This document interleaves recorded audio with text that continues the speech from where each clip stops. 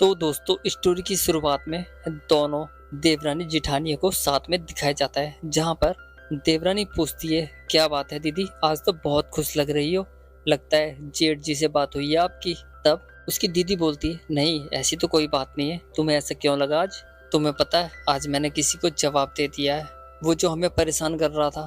तब यहाँ पर वेदिका सोचने लगती है, ऐसा कौन हो सकता है। यहाँ पर वेदिका पूछने लगती है, ऐसा कौन था, बता तो दो दीदी। तब वो बोलती है, तू ये सब छोड़, ऐसा कर, खाना बन गया है और रौनक को खिला कर आ जा। वो बोलती है, बस अब यही काम रह गया था, बाकी हमारे जीवन में तो लग रहा है ऐसी ही प्रॉब्लम लिखी हुई है सारी।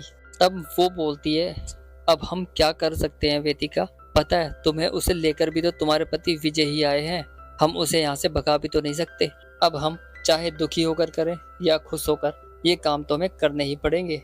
अब वेदिका रौनक के पास जाती है, वो बोलती है, ये लो खाना खा लो। तब रौनक बोलता है, मुझे भूख नहीं है, मैं नहीं खाऊंगा। तब वेदिका बोलती है, भूख नहीं है इसका क्या मतलब है, खाना नहीं खाओगे तो दवाई कैसे लोगे, और अगर दवाई नहीं लोगे तो तुम ठीक कैसे होगे। जब रौनक उसकी बात नहीं मानता तो चाची थोड़ा थोड़ा करके उसे वो खाना खिलाने लगती है और रौनक खाने लगता है।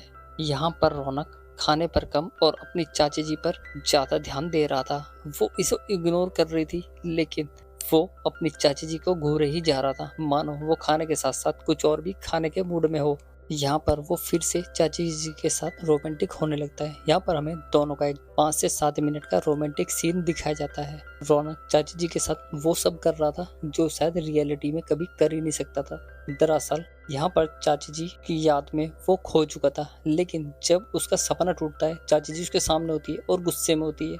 वो बोलता है, चाची जी गलती से हो गया जो हो गया, मैं कल रात सो नहीं पाया। लेकिन उसकी चाची नाराज होकर वहां से चली जाती है। इसके बाद रौनक सोचने लगता है, अगर चाची जी ने ये सब किसी को बता दिया तो बहुत गलत होगा। वहीं हम चाची जी को देखते हैं, दोनों कपड़े धो रही थी। तब वेदिका बोलती है, दीदी आपको एक बात बताऊं, आज मुझे बहुत गुस्सा आ रहा है इस रौनक के ऊपर, क्योंकि आज उसने मेरे साथ बहुत गलत किया है। तब चाची बोलती है, क्या हुआ, उसने क्या कर दिया?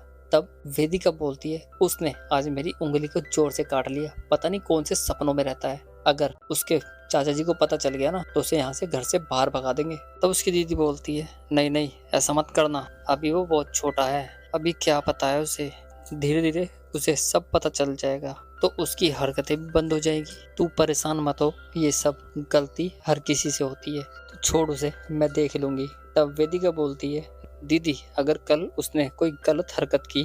तब उसकी दीदी बोलती है, कोई बात नहीं, तू टेंशन मत ले, मैं देख लूंगी उसे। अब नेक्स्ट डे चाचा जी को दिखाया जाता है, वो अपनी भाभी के पास आता है और बोलता है, भाभी जी मुझे आपकी मदद की बहुत ज्यादा जरूरत है, क्योंकि अब ये रौनक कह रहा है मेरा इस घर में मन नहीं लग रहा, तो मुझे घर वापस जाना है। अगर ऐसा हो गया तो लोग हमारे खानदान पर उंगलियां उठाएंगे, वो बोलेंगे, ये देखो वैसे तो ये चौधरी साहब हैं, इनका गांव में डंका बाजता है और इनसे अपने रिश्तेदार तक नहीं देखे जाते, उनकी सेवा नहीं की जाती। तब उसकी भाभी बोलती है, कोई बात नहीं, मैं उसे समझा दूंगी, ऐसा करते हैं मैं मार्केट जाता हूँ और कुछ खाने के लिए लेके आता हूँ, तब आप कोई अच्छी सी डिश बनाकर रौनक को खिला दीजिए, तब वो शायद आपकी बात मान जाए।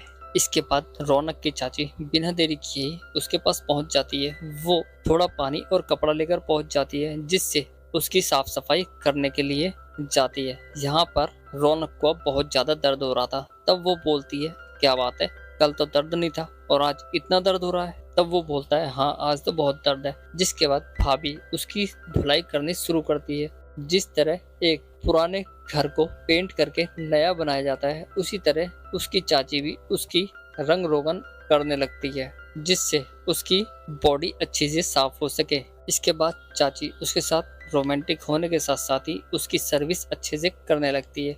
वो बोलता है, मेरे हाथ खराब है। तब चाची बोलती है, हाथ खराब है तो क्या हुआ, तुम्हारा मुंह तो सही है।